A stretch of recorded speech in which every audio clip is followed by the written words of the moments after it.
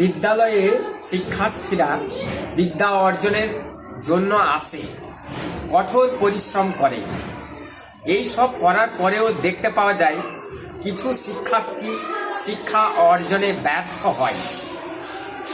এই আলোচনা করতে গিয়ে আমি যে সমস্ত কারণ দেখতে পেয়েছি ব্যর্থতার কারণ, সেইগুলি যদি একটু আলোচনা করি তাহলে দেখতে পাবো যে ওই ব্যর্থতার কারণগুলো দূর করলেই শিক্ষার্থী পূর্ণ জ্ঞান অর্জন করতে সক্ষম হয়। যে শিক্ষার্থী শ্রদ্ধাবান হবে শিক্ষক শিক্ষিকার প্রতি, তার অবশ্যই বিদ্যা অর্জন সহজ হবে এবং সে বিদ্যা অর্জনে সক্ষম হবে। তাই তোমরা যারা শিক্ষকের কাছে আসছো শিক্ষা গ্রহণের জন্য, শিক্ষক এবং শিক্ষার্থীর যদি সুসম্পর্ক থাকে তাহলে বিশেষ আনুগত্য তাদের প্রতি দেখতে পাওয়া যায়।